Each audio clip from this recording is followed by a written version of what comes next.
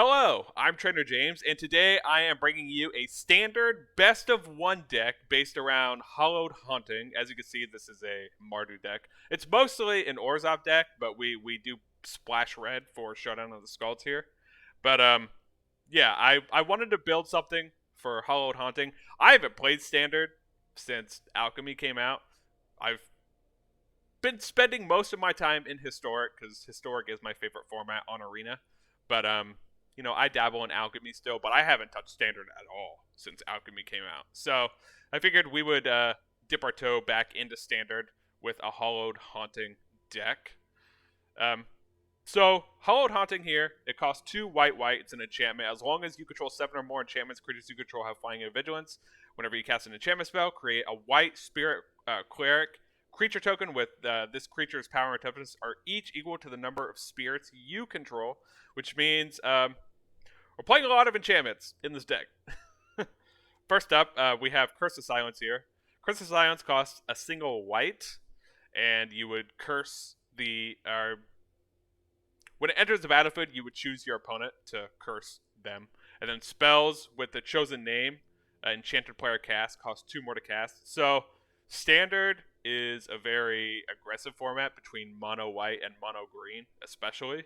So if you play the curse, like if we have this in our opening hand and we see that they play like a snow plains or a snow forest, then we could play this on turn 1 and name, you know, Werewolf Pack Leader. If it's the green deck, we can name like Luminarch Aspirant if it's the white deck or something.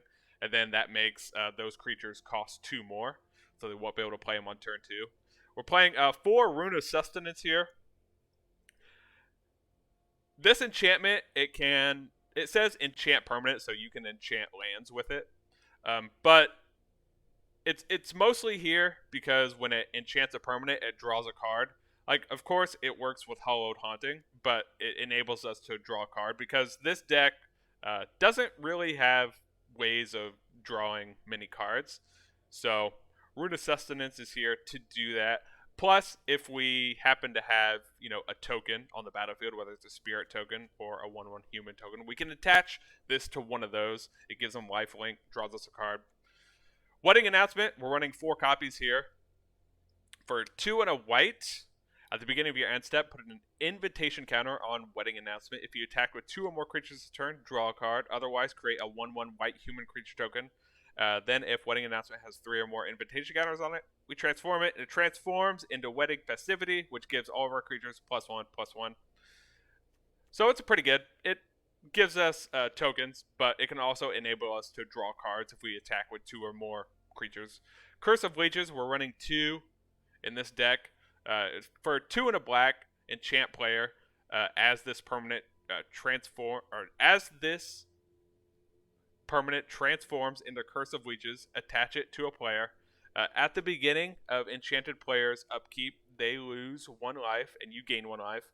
And then on its Nightbound side, it becomes a Leech of Horror, which is a 4/4 creature with lifelink. So, you know, it's another good way of attacking the opponent, and plus it deals continual damage each turn. They lose 1 life, we gain a life. Circle of Confinement, Borrowed Time, Doomskar, Meathook, they're all removal. Because, again, Standard, very fast, aggressive format. So we need ways of dealing with the opponent's creatures. Showdown of the Skalds. It's card advantage, basically. It exiles 4 cards, and then for up to the end of the next turn, we get to play those cards from exile. And then its other 2 chapters puts +1/+1 counters on a creature we control whenever we cast a spell. And then, yeah, this is our land base. So, we're going to give Standard Best of One a try. We haven't played it in almost a month. So, yeah. So, let's get to some matches, and I will see you on the battlefield. Wedding Announcement, Hallowed Haunting, Doomskar. Well, we can cast the Doomskar. Fortunately, all of our lands come into play tapped until turn 3. So, we won't be able to foretell it on turn 2. Hopefully we draw a land. Our opponent's on Izzet, so it probably doesn't matter anyways.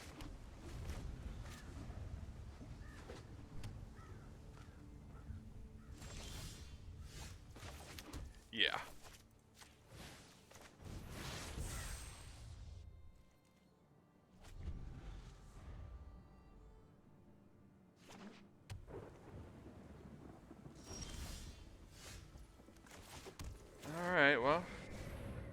Wedding announcement.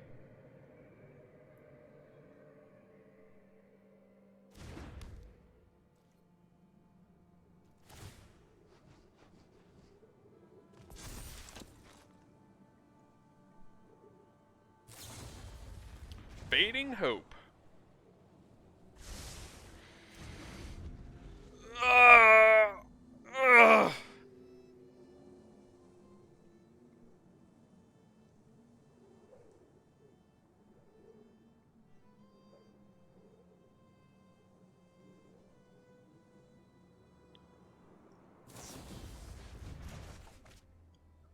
Cool. Next turn we'll play Hallowed Haunting.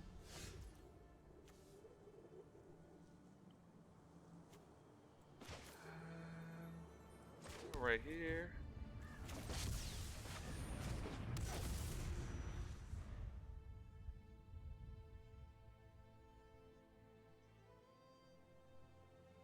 Hallowed Haunting. Another divide, probably.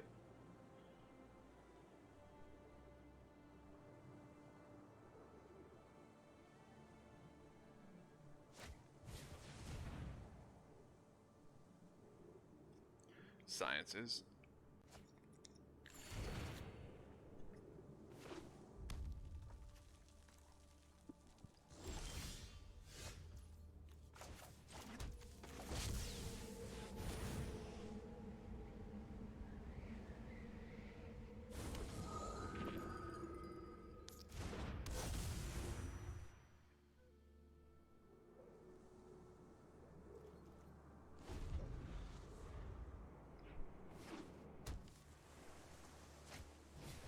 Gold span. Okay, they're on the dragons.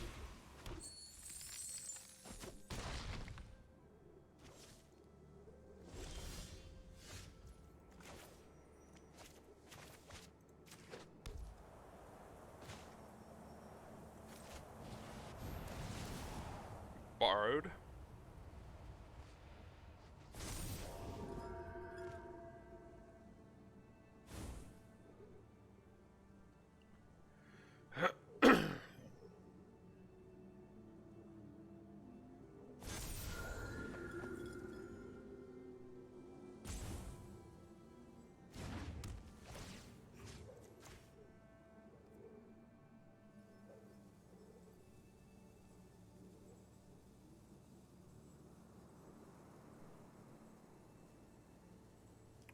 Do they have a way of protecting it? Giving it hexproof? Fading hoping it?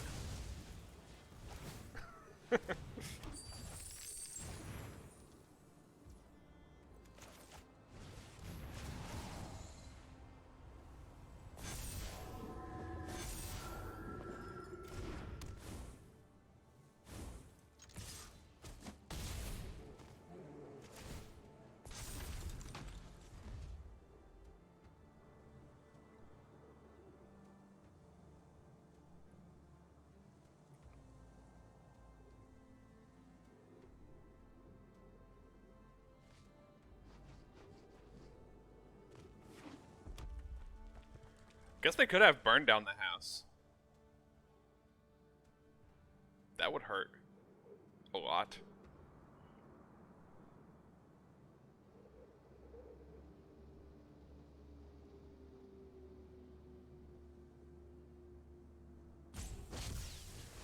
Lier, okay.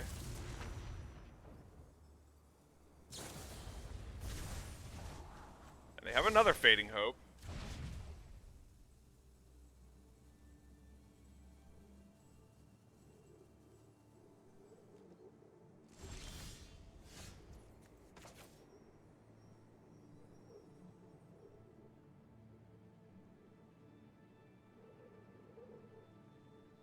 We could put this on a creature, but they're just going to Fading Hope it away. So let's put it on a land.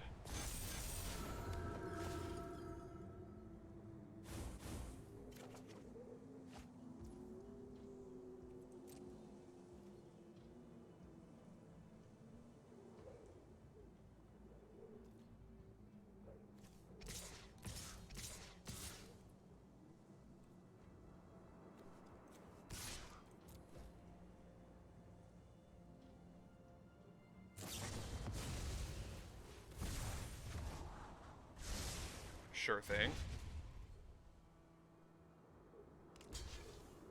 They go down to 2.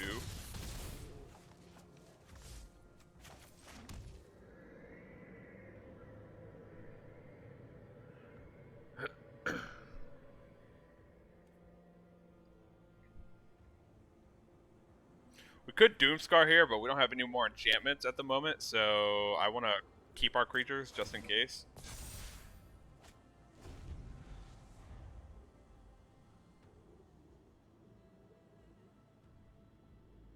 Why did we draw a card?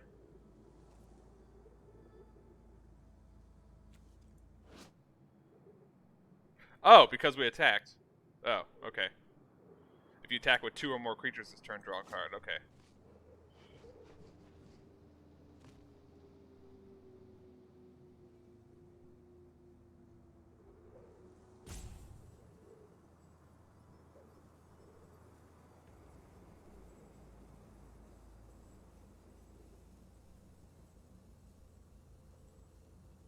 Opponent might have a burn down in the house.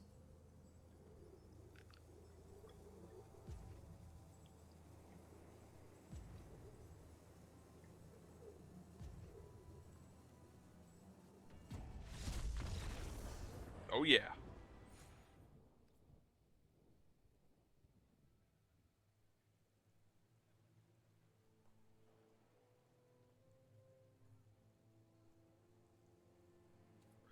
Sorry. I was zoning out. Yeah, we get to go first. 2 Circle of Confinements, a wedding announcement, borrowed time. Play this first. As it enters the battlefield tapped. These will enter the battlefield tapped as well, but they'll be untapped starting on turn 3.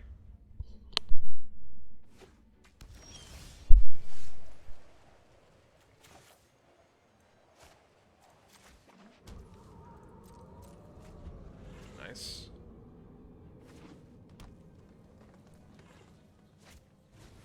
Sun Gold Sentinel.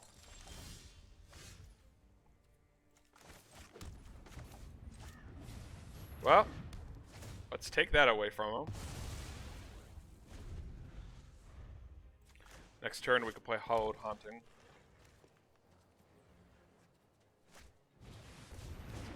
Wedding announcement.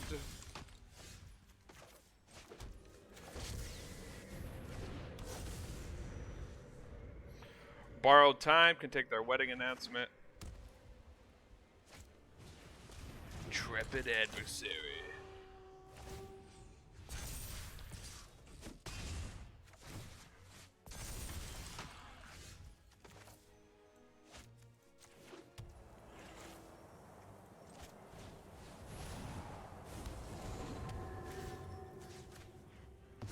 Intrepid. Borrowed time.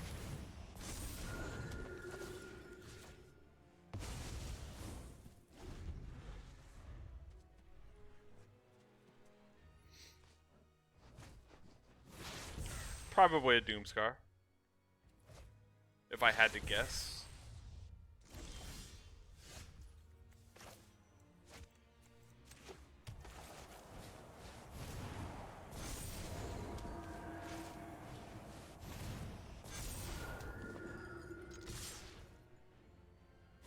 Let's attack.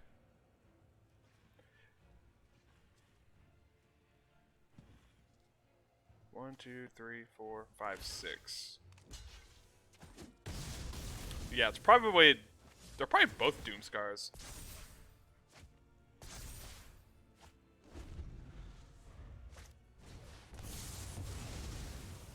Mm-hmm.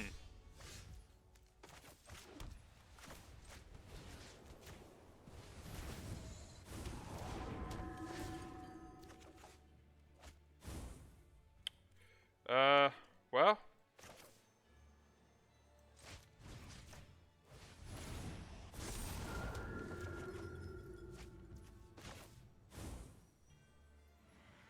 If that's a Doomskar, should we wait to use this?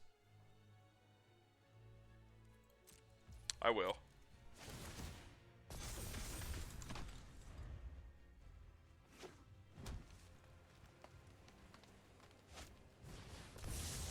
Oh yeah.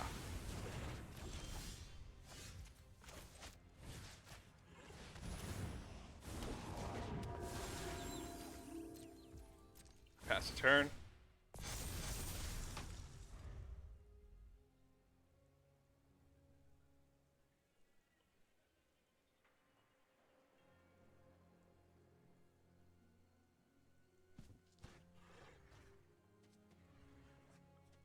Beginning of enchanted player's upkeep, they lose 1 life and gain 1 life.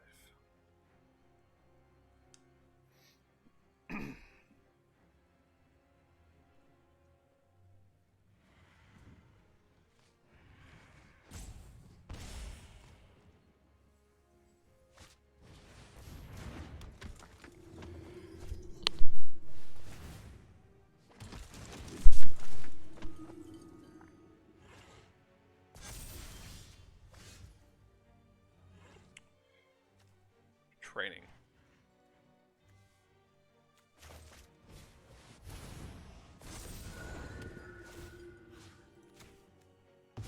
Take you.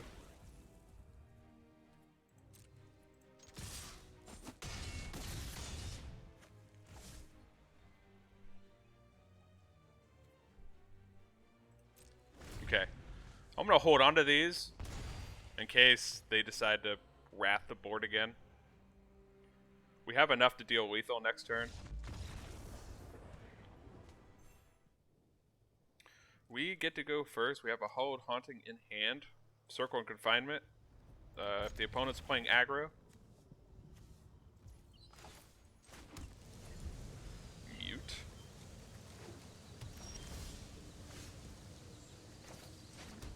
Oh, we also have a Doomskar.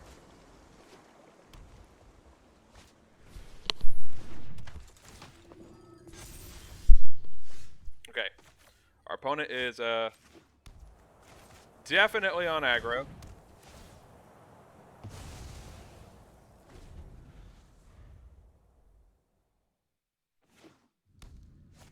Boros Aggro. We need a land.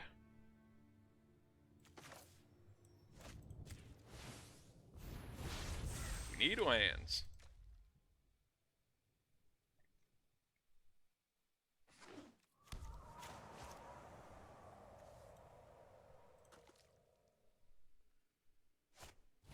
Oh my gosh, there's a helicopter flying overhead.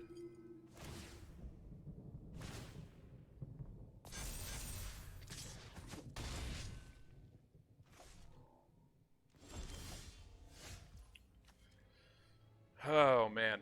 Okay, so next turn. Let's see, that's 5, 6, 7. They can hit us for 7. Could have a hasty creature in hand as well.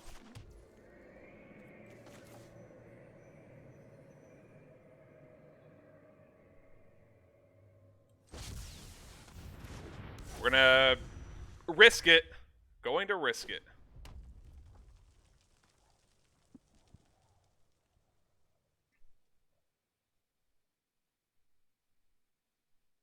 I think you need 5 to activate that.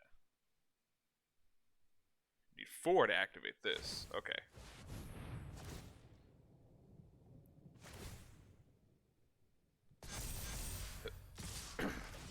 Should have been the counters on that. Creature land. It's harder to kill.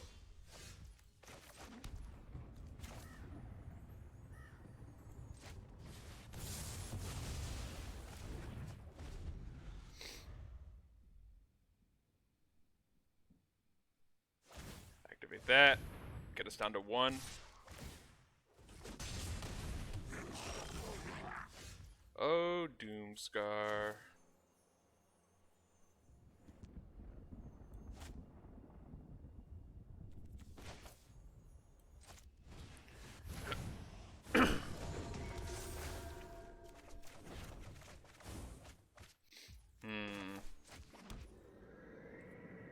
Not enough. Yeah, we should have Doomscarred earlier. Right? Yeah, nothing else we can play at the moment. Well.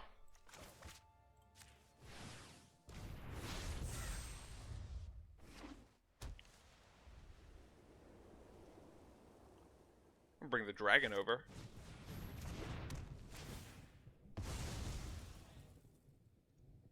Get in with their goblin.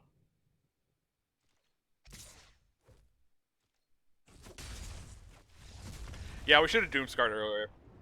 I got greedy. 2 Hallowed Haunting in our opening hand. The opponent goes first, which means they're probably playing an aggro deck. We're not going to get a chance to play these. So we'll keep the hand anyways.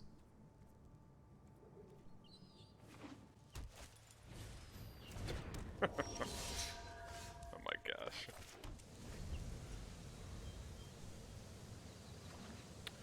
Luminarch. Sun Gold Sentinel, okay.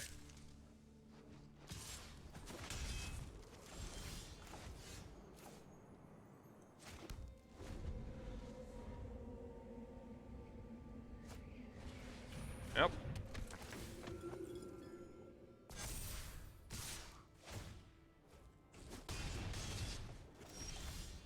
My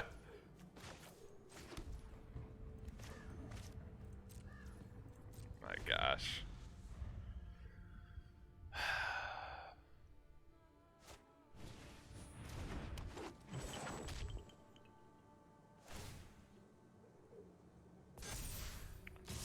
There's 8 damage. Go down to 4.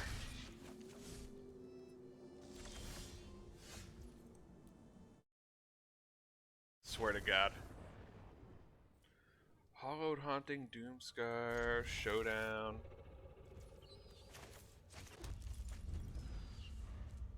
We'll foretell this. Turn 2.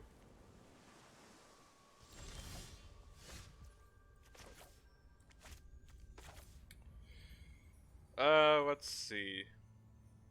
Put this on black, because this is also white.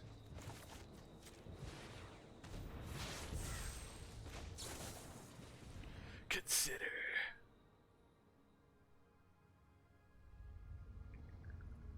Consider that maybe the opponent has counter magic.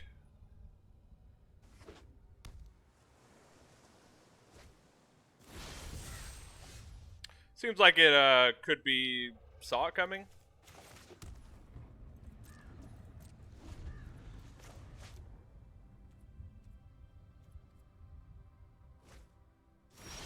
Okay, well, that is good for us. Put you on white.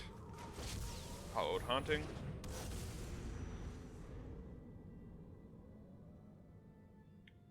I don't know, Behold, maybe?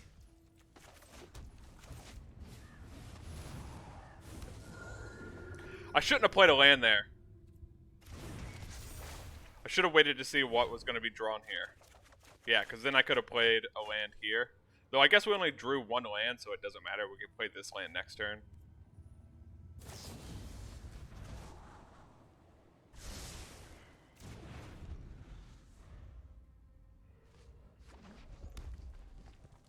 Is it?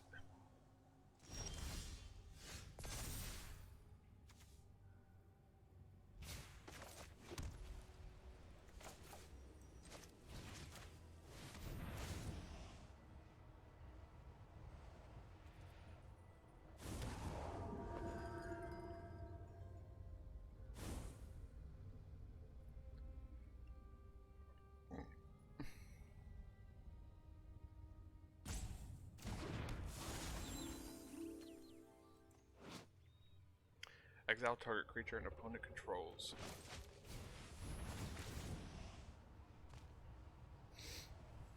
Doesn't look like they're going to be playing creatures. Or at least not creatures small enough for Circle of Confinement, so might as well play it.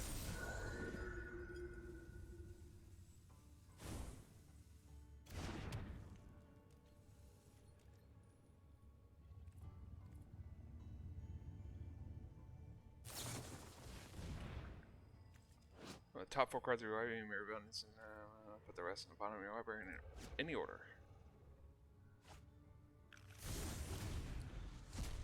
Okay.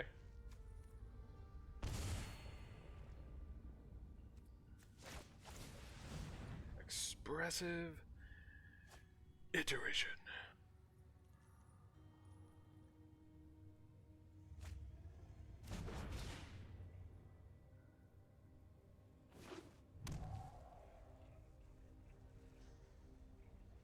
Mm-hmm.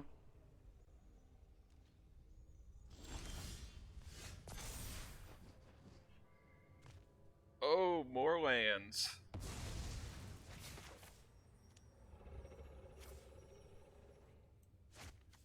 We'll also play you on white. Play you for 0. Put a counter here. That way if they have Fading Hope, they can only take 1 with the counter.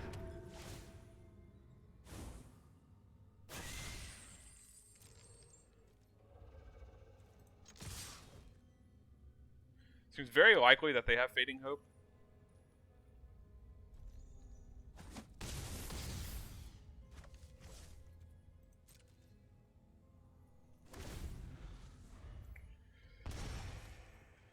Take some damage from Curse. Burn down the house, maybe?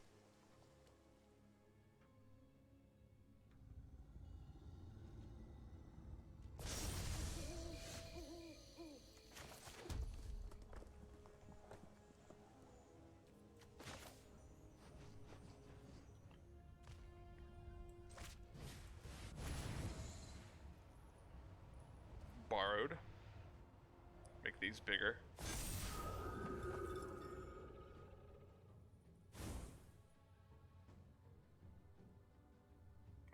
Guess they could have double Fading Hope with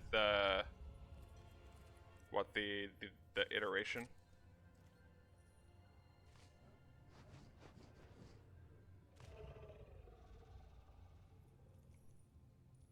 Double Divide. Though Divide doesn't hit our tokens.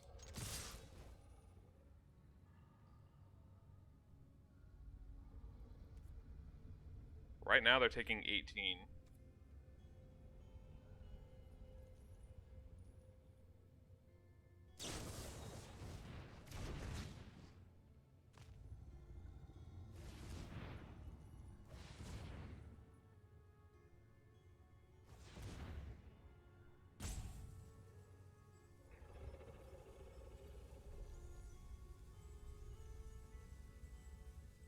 Three blue with a dual strike.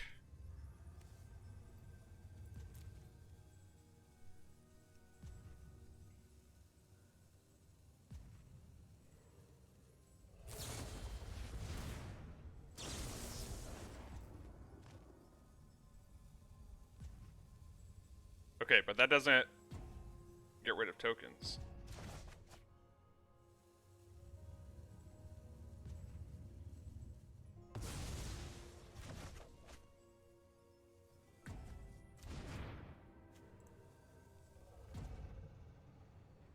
Well, if they have a way for a single red, maybe this is Demon Bolt.